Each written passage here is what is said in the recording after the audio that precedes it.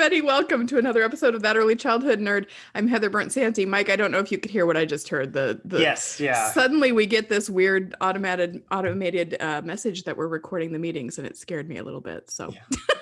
I had to explain my facial expression in case you didn't hear it, Mike. Mike Huber is on the show today. Yeah. Hey, Heather. And wearing a Bert shirt. I just saw that. Oh, yeah. That's Arnie and Bert. Nice. Yeah. Yeah. Nice. Now that I know that you're on YouTube too. Yeah, you can show the shirt. Yeah. That is my kids, Curtis and Josie, are Bert and Ernie. Ah, perfect. From very young ages.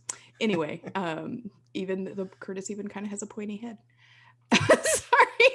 He doesn't listen. I can say that. Okay, so Mike and I are going to talk about the idea of special needs, children with special needs, right? Yeah. So I'm going to read this, and this is from your own writing, Mike, so you can say whatever you want to say after I'm done reading it, but let's just jump into this. So what Mike says, and what Mike thinks I would highlight if I were reading it, and is right, is this: binary thinking is also present when we think of some people as being quote unquote able-bodied and others as disabled. The truth is that each person has a combination of abilities that are unique. Some children run faster than others, some run slower, some can't run at all. Some children can hear better than others, some can hear well but are still developing the executive function skills necessary to focus their attention on one particular voice, usually the adults, or sound others cannot hear it as well at all. It is easy to lose sight of the diversity that is in our classroom. This idea of able-bodied and disabled can cause educators to focus on behavior rather than skills to be developed. For example, imagine an educator calling children over one by one to line up each day after they put on their snow gear. The educator speaks quietly to encourage the children to, quote unquote, listen. Imagine a child who's still developing the skill of focusing on one sound so they're easily distracted by sounds. This child would consistently not hear his name when being called. The educator might say the child's name twice before saying, I guess he's not ready, and calling a different name. The same educator would not have done this to a child who had a diagnosed hearing impairment, but because there was no diagnosis, the educator does not take into account this child's difference in ability from their peers.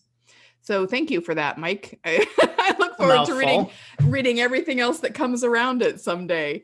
But this is going to be an interesting conversation. I've been looking forward to it because I used to say a lot, well, every child is a special needs, every child has special needs. And if we're really individualizing, it shouldn't be that difficult to just say, oh, this is what this child needs from me. It's a little bit different. Maybe it's a little bit more time intensive. Maybe I need to learn some new skill, but it shouldn't be all that much different. And then I was very early in my time at the in the speech language clinic that I was working in.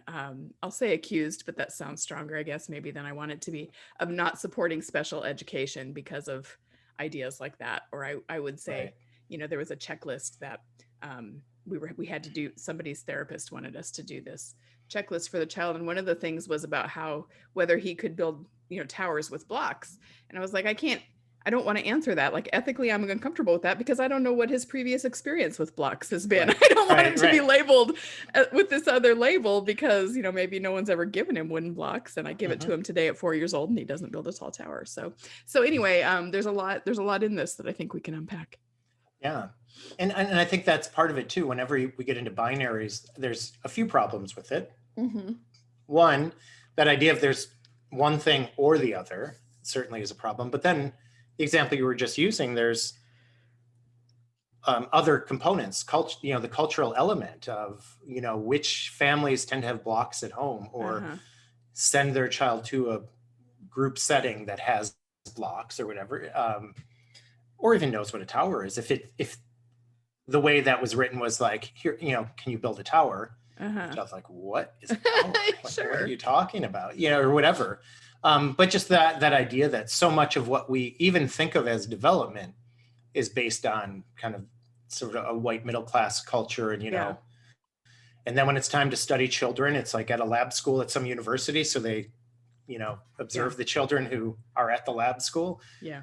So it just perpetuates it. And then you say, oh yeah, but look, research shows, that whole idea. I mean, it seems to be, it comes up a lot in your podcast of, research is a loaded word. Mm-hmm. We can learn from it, but we should never assume it has proven everything. Right. Or that it's the only thing that matters. And thing. Yeah, I think Lisa and I did an episode a long time ago called It Doesn't Have to Always Be Research, if anyone wants to look back at it or something, where we kind of talked about that. But also I am a nerd who loves to read research. So, but I remember reading, and it was a book about inclusive child or diversity in early childhood by Janet Gonzalez Mena, and it was written a while ago, but I would just read it a few years ago, and there was just like a little, one of those little boxes on the page that here's another thing to think about. Yeah.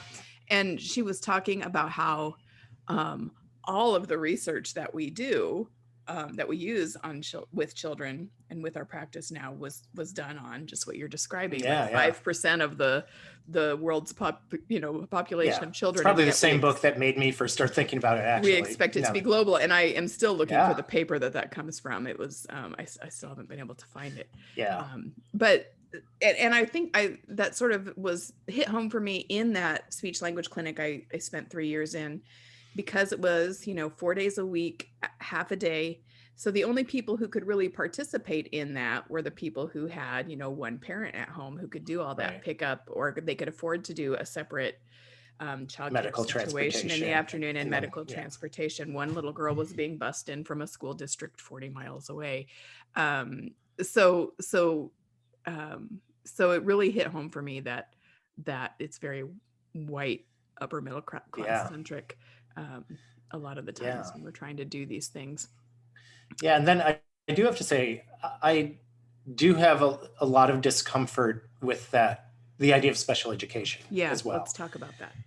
So, and I will say this is a half-baked idea. Like by the time my book comes out, I'll have a clearer position on it. But I verbally process, so I like to sort of record podcasts when I haven't figured out exactly what I think. But the problem is, and so this gets pointed out sometimes, I should have had my reference sheet with me, but I remember one book, talking about the problem with the term special education is then you often have like paras will like be with the special ed students, the children with special needs. Yeah. And then you have the general educator, and the general educator often doesn't take ownership of that child's development at all, because the para will help with that. So I'm just going to do the same thing I always do. Don't have to change anything. Don't have to change anything. And it's up to the para to change it. And then never mind the sort of hierarchy of how much a para is paid, what training they have. So all of this, and then what I think the hardest part is, especially with early childhood, is most kids aren't diagnosed. Even kids who will end up with a diagnosis for ADHD, autism, whatever. I mean, there's some physical needs that get noticed earlier, but even hearing issues sometimes don't get noticed until 3, 4. Yeah. So you have a child in a program that might not have a diagnosis. And if the teacher's expectations are there, all children have to do this. All children have to hear me whisper their name and come over, as if all children are able to do that. So the other way I look at it is just like running. You have the kid who's fastest, or if 2 or 3 kids, and they'll argue over who's the fastest, of course. Right. But then you have kids who can run but are slower. You have kids who are like run, but they're going to fall at some point. Yeah. They're going to just trip. And then you have a child who maybe uses a wheelchair and so wheels around and doesn't run, or whatever. Like there's the idea that there's the able-bodied and disabled in those cases. It's like, well, there's all these variations for that physical ability. And sometimes the physical ones we notice more, but then we think about the unseen differences. Yeah. Well, and I've been just within the framework of disability, I've learned a lot in the last 4 years. Because my husband has an invisible, what people call an invisible disability. So, he retired early, and he's got the placard in his car if he needs to park in that spot. But people consistently judged, you look fine, you look like you should be able to do all these things. So I sort of transfer that into children now too, and that has added to my thinking about inclusive, what we call inclusive childcare.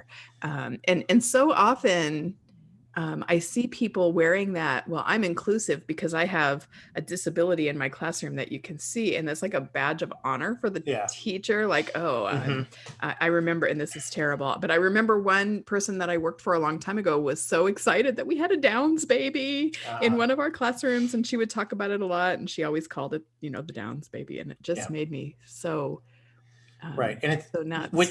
Which makes me think about, I'd say, and I hold myself in the same category. Non-disabled people often have this preoccupation with, person first language or identity first language.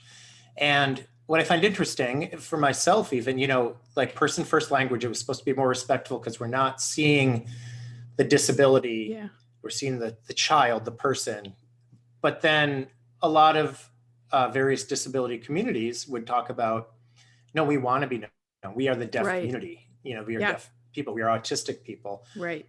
And you can't separate the two. What we do, part of it is because we're autistic, in the same way that I'm not a person of whiteness. I'm a white person, and what I do can't be separated from my being white. Yeah. Or white American, whatever. So identity in general, we usually put identity before the person, the name, whatever. Right. And that's been a hard shift for me because I spent so much time trying to be thinking I was being respectful.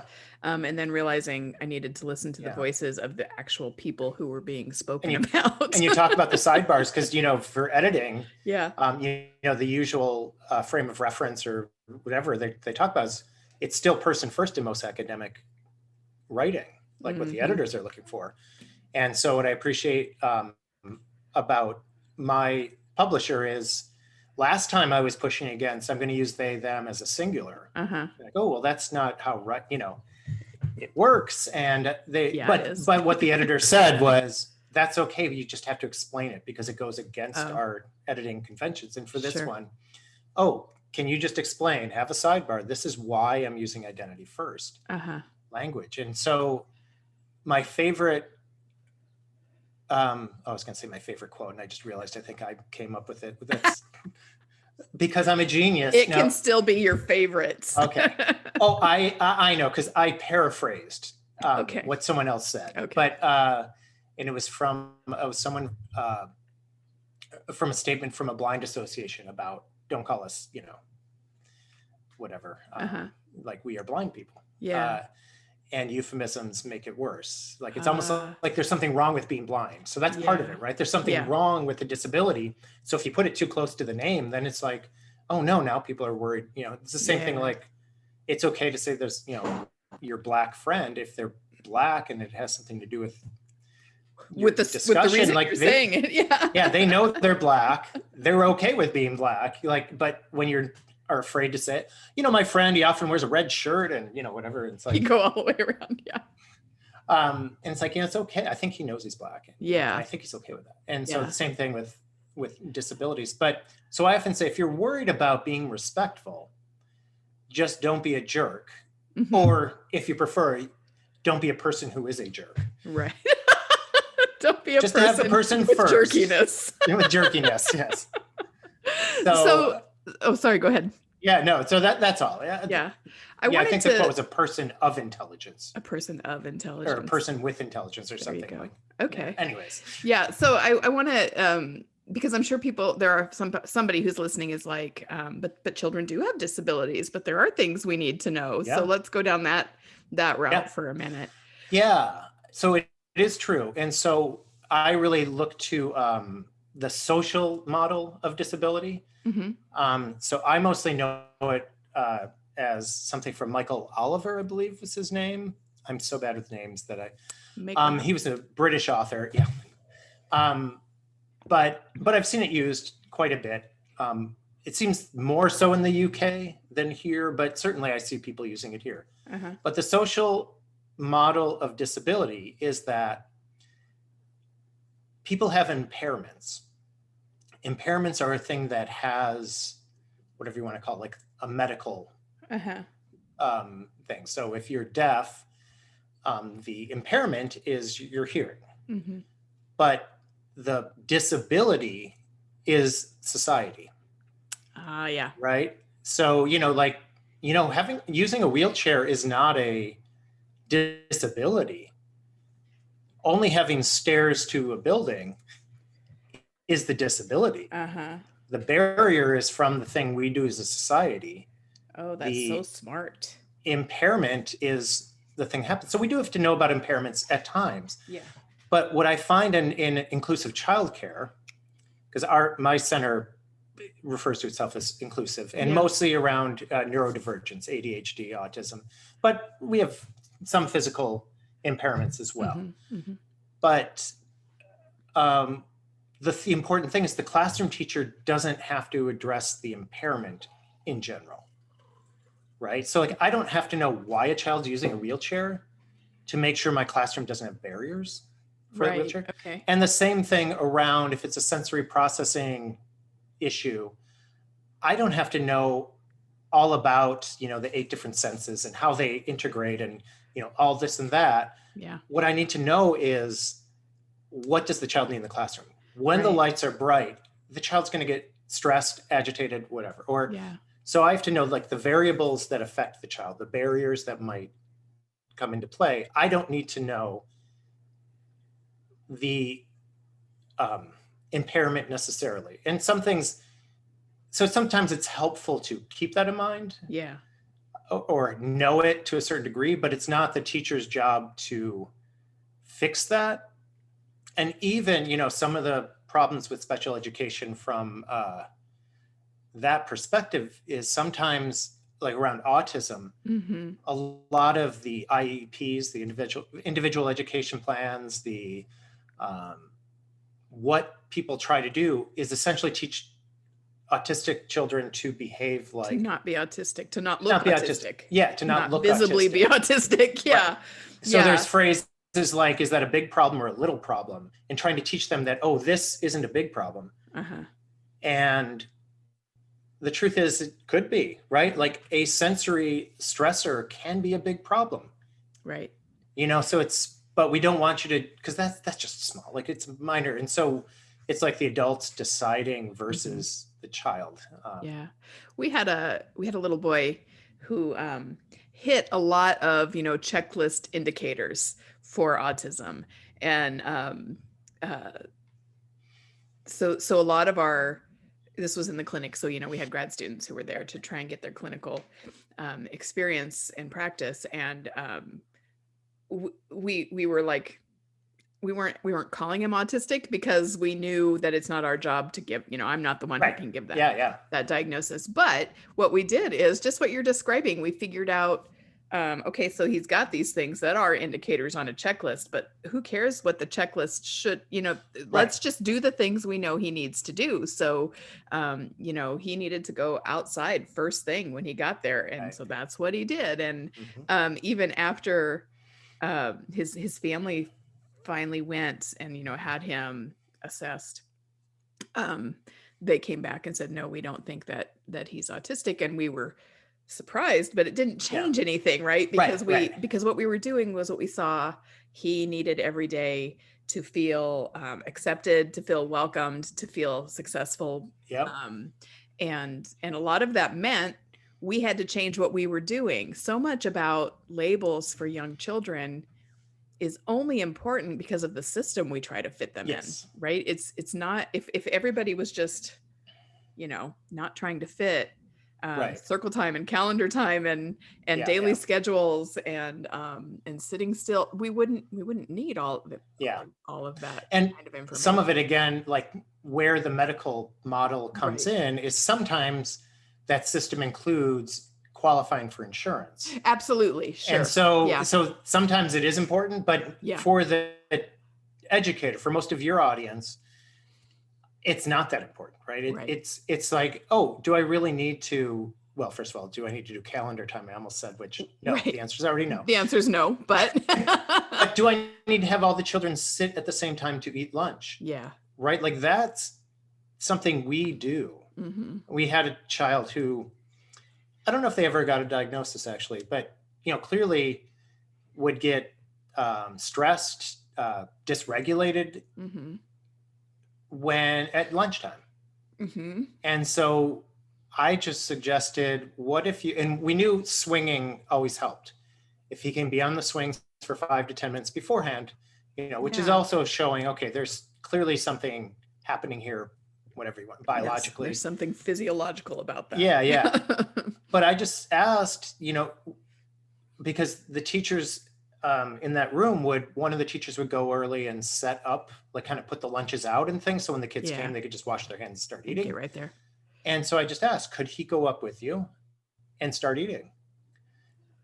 Just to see, like it might not have helped at all. Yeah. Whatever. But so they did that. And sure enough, it did help. And what happened was the child asked, like once everyone else came in, said, could I just go over to that table? Mm-hmm. There was like a little table in the pretend area. So it was only big enough for one or two. Yeah. And they're like, yeah. And so if you walked in just at lunchtime, you might think, oh, they put that child over there. He's in trouble. But it was the reverse, right? The child, by going alone first, the child figured out what they needed. Uh-huh. And then it's like, oh, can I go there? And then afterwards, the teachers always knew, oh, I know you like to go there. Yeah. The same child would clean up before cleanup time. Yeah. Yeah, we had a little guy who was like that. He didn't want to be with the group at snack. He didn't want to be with us when we read together.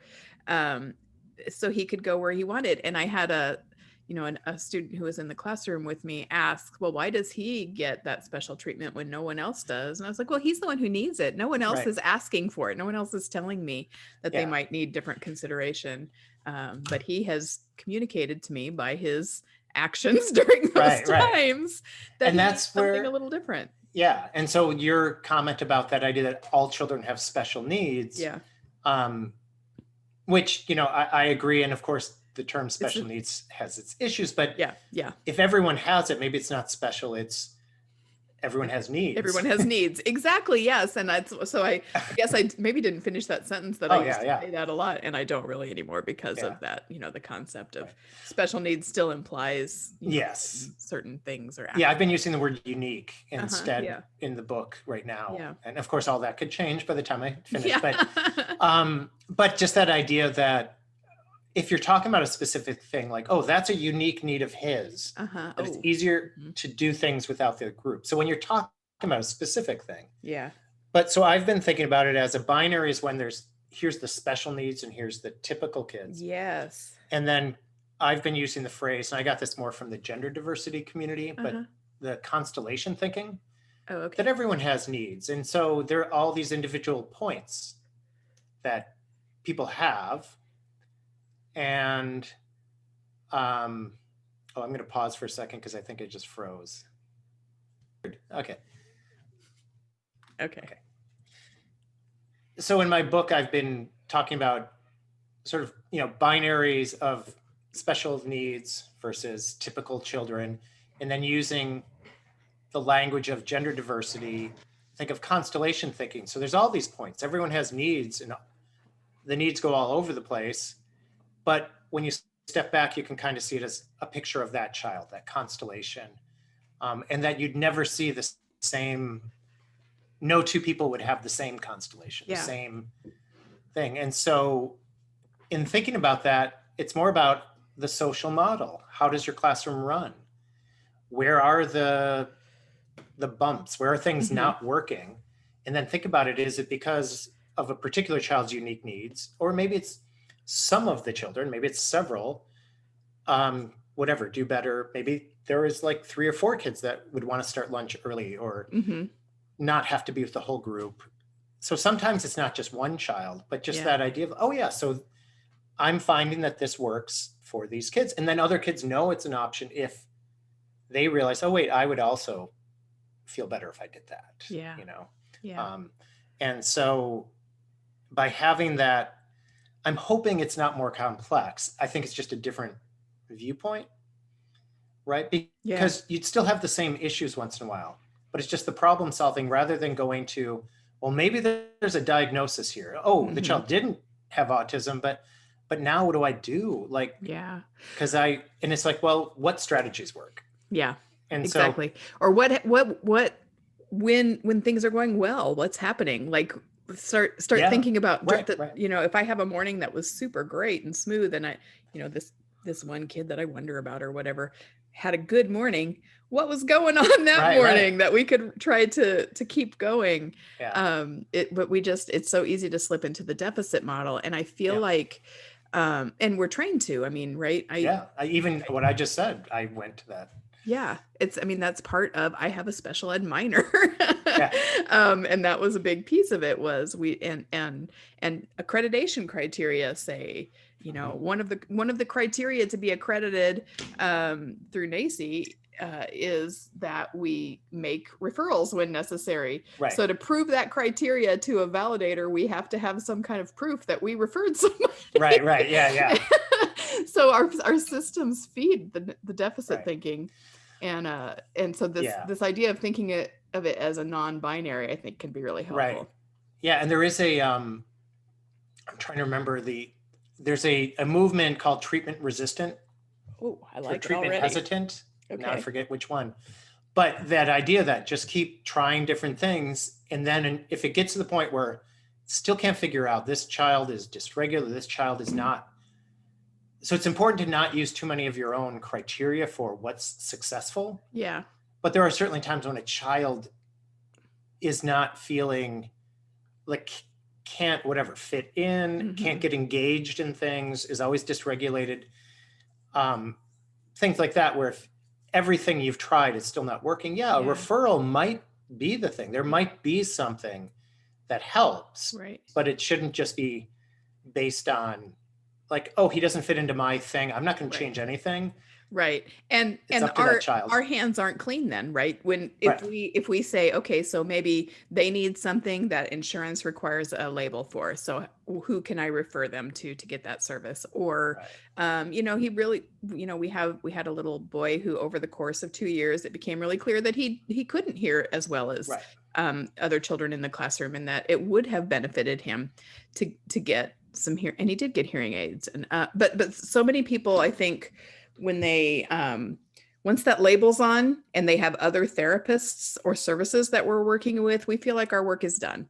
You know, we got the label. We now know that it wasn't us, it was him, you know, it was the kid.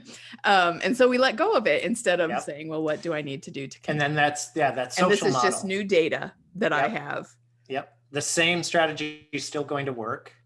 I know for my own child, when they got their autism diagnosis, at first I was like, oh my gosh, what does this mean? And my brother was the one who was like, so they're the same kid they were yesterday. Like, oh, right. So do what I'm doing. The things that work will work. The things that don't work won't. But now I might have a better idea of what could work or what could help that I haven't tried yet because I just didn't know. And it can, I think, contribute to some empathy. Like if we have this new, you know, I don't know, if we're really still stuck in that compliance or non-compliance, it's not just disrespect. Now I know he can't hear me, so I can empathize a little bit more. For some who are just at the beginning of this shift. And maybe not for early childhood, but for older kids, they can start to, my child has their first job. And so being interviewed, they had to say, I'm autistic. So sometimes it's hard for me to interact socially. That especially when someone interrupts my script. So customer interaction will be harder. But I really like doing things that are repetitive. Most people find boring. I like to do. So, you know, if you need me to put a sticker on each of the bananas, they work at a produce. That's my thing. You know, it's like, awesome. I'm like, no one else will want to do it, and I'll really like it. And so, but also being able to own who they are. I was gonna say I don't want to say bravery because I know that that's condescending, but think about the effort. This is what I'm going to say. Think about the effort it takes for someone to disclose that in a vulnerable position, like an interview or like being a student in a power structure at school or something. And I think partly, I mean, school is definitely a different thing with it, and we can get into all that, but yeah.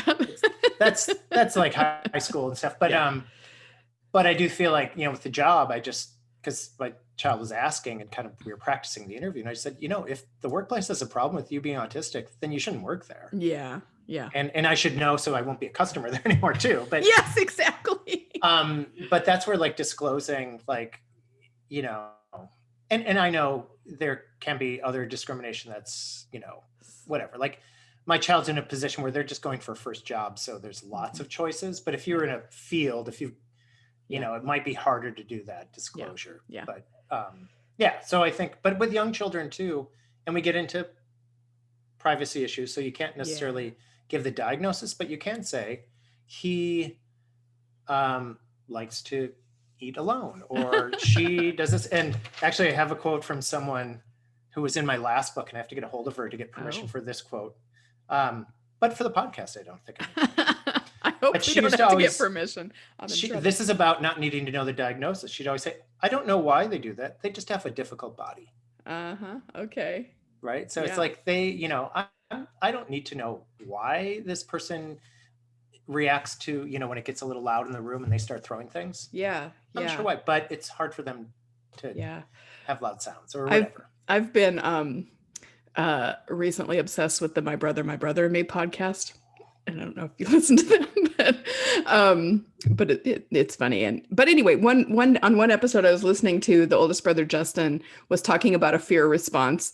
And he said, maybe it's just my human body sending me smart news. And I thought that's such a great way of thinking about the ways children respond, especially to like sensory stuff or, not wanting any more food or whatever. So that's sort of become a catchphrase around our house. They say, maybe it's just my human body sending me smart news. I just listened to the Lydia Bowers episode just came out.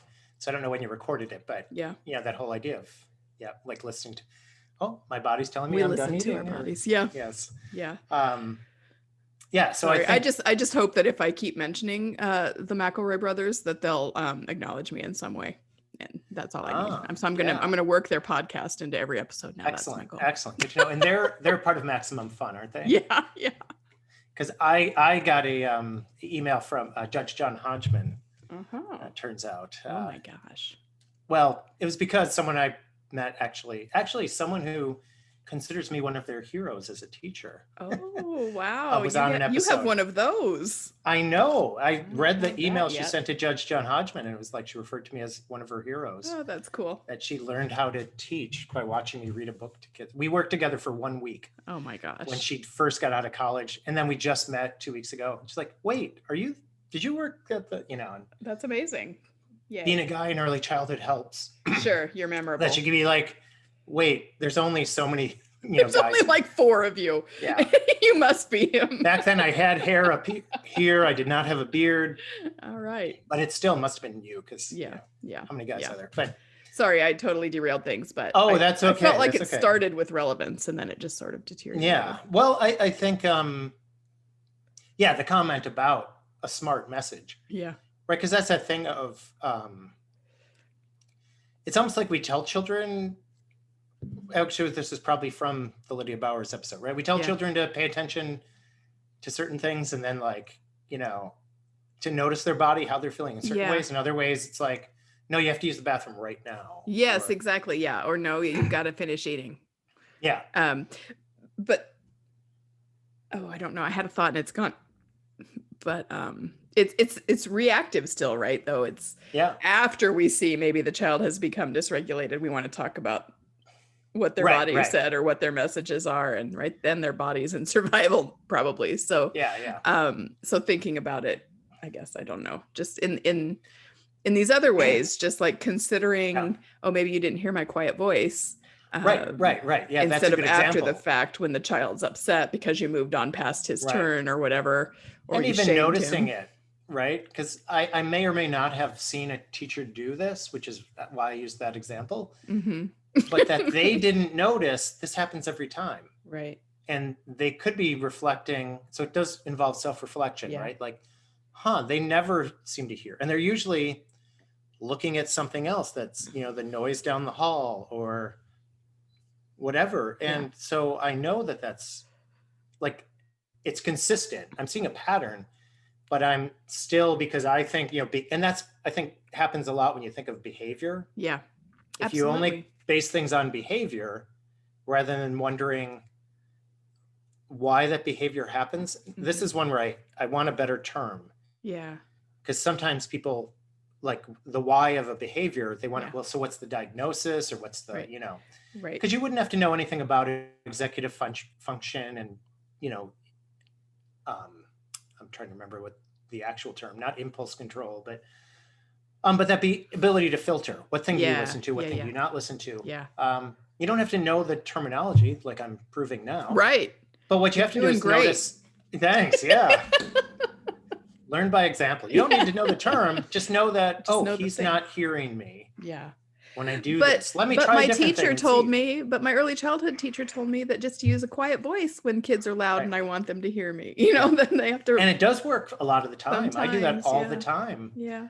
But I notice for the kids who it's not working, rather than getting upset at them for not, like, no, my teacher told me that I'll use a quiet voice and you're going to listen to me. Yeah. And it's like, oh, my teacher doesn't know the unique needs of each child. My teacher doesn't know John. In general, that often works. But there are going to be kids where it doesn't. So you try a different strategy. You don't get upset at the child for not reacting the way you thought they would. Yeah. Right. Which is a natural human inclination. But part of teaching is having that reflective ability to realize, I could try something different with this child. Yeah. Maybe it does work with everyone else. Just being willing to consider that this isn't working. It's a pattern that it doesn't work. Maybe it's me. Maybe it's not a non-compliant child. Right. Maybe it's I need to think through what I'm doing and why it's not working. And we don't know, maybe it is a hearing issue versus a processing issue, or whatever, but or an ear infection, right? Too. Exactly. Kids who get tubes in their ears, usually it's them getting in trouble. I know I did this actually. Yeah. Calling children in to go inside, and then realizing one kid's not here. Yeah. He's like hiding under the slide. But what actually happened is he had been playing under the slide, didn't hear me. Right. Everyone left, so it looks like he's hiding under the slide now. Yeah. And so I read into it, and then find out, we found out that he can't really hear right now. He's got, and then it lights up in my head of like, why did I assume? And even the idea, most kids don't hear you. 50% of the kids will maybe do what you say from verbal cues. And then most of the other kids will do it because they see their peers doing something, like, oh, we must be going inside now because people are going back towards the door or whatever. And just being aware of that. And, like in my case, I could have easily, oh, hey, go right up to the child. Hey, we're heading inside now. Just not assumed the child was being defiant, which is what I did in the moment. And also, of course, the grace that we're all going to mess up once in a while, but it still sticks in my head. That was 12 years ago, probably. And it's still like, yeah. And it's an opportunity to re-examine the language we use, the sort of teacher talk that we use. Because we'd say, well, he didn't listen. It's much different than, did he hear? He may not have thinking of hearing as several, hearing is the sense. It's also the processing. Right. Much more complex. Yeah. So all of that goes in. So anyways, the binary of disabled and able-bodied or whatever never works. And I hate the word able-bodied. So I've been using non-disabled lately. Okay. All right. I don't know if that's, but because, I'm like able-bodied according to, like, I don't need any other thing, but I tore a ligament in my hip. I've got bad knees 6 months ago. And like, there's some things I probably will never be able to do. Right. Yeah. But there aren't really barriers for me at buildings and things like that. So I don't count myself in the disability community because of that. But at the same time, like it's that relative thing again. Well, I'm more able-bodied than some, or I don't know. And then depending on the thing, right? If like what we're talking about, is it trying to climb up a tree, which is going to be more difficult, but riding a bike I can still do, where I don't have to like whatever, there's certain movements I can't do anymore. Yeah. Or do as well, or pain is involved. But I climbed a tree a couple weeks ago. It's different now, isn't it? It is. I came inside and said to my youngest, I don't know if I'm going to be able to move tomorrow. Exactly. Yeah. So, it's sad just one of those moment. Right. But I think using those moments of like, it's not like there's one time and there's another. Yeah. And I even realized in my dad, it's at what point is he going to use the cane? Yeah. Right. Because there's a point when, it's harder to walk, but he can do it without. Uh-huh. And then there's a point where he's falling and just realizing there isn't, I don't know, I'm hoping in my own life, I will see that a little better of like, well, there's probably going to be a time when once in a while I'll use a cane, but most of the time. And then a time when I will need to use it all the time, or use a walker or a wheelchair, and just kind of knowing that those things, there's not like the binary of it, right? Because I think that's why it's so hard for, especially things that slowly happen over time with our abilities. We don't notice, at what point will I need a hearing aid? Right. I don't know. I definitely don't hear as well as I did 20 years ago, but I think I'm hearing everything I need. Yeah. Right. Like I was talking to my husband on the phone the other day, and I had the phone at my right ear, and then I switched it to my left ear, and I was like, oh my God, your voice is so much louder in my left ear. What does this mean? Just means I don't hear like I used to, or this has always been the case and I never noticed it before. Right. Yeah. That's true too. Yeah. Yeah. So it's complex, and binary thinking is, I think, it's habit. Yeah. It's comfortable, but I don't think that, I don't know. I think confining. I give people credit for wanting to do more than the binary. We sometimes need examples like this. Where it's failing us again to think in terms of either or. Right. Yeah. It's almost like we create the binary way of thinking about it, and then we try to fit everything into it. Yes, versus, exactly. This one doesn't fit, and that's okay. Like it's sometimes still helpful to think of, I don't know. I mean, even the idea of autistic and autistic or neurotypical or whatever, that's probably not helpful. Yeah. It's helpful sometimes for some things. Yeah. But at the same time, there's some things I do that would seem like I might be on the spectrum. Yeah. But I'm not. I know I'm not in terms of most things. Like I wouldn't fit into that. But there's this idea that it's either one or the other is just silly, even though I do it all the time. Right. And also I think it's important, right, that I don't take on an identity I'm not. So, I mean, that's a whole other podcast. That's a different, People using that for joking about themselves and stuff like that makes me a little bit nuts. Yes. Well, this was, as I hoped it would be, a complex and rich discussion. So I thank you for both the writing and the conversation. Yeah, thanks a lot. This is going to help me for because I'm writing next, and I'll work on this part of the book now. There you go. Right on. Okay. Well, thanks always for being on the show, Mike. I love it. And thanks everybody for listening. And we'll see you again on another episode of That Early Childhood Nerd. Bye.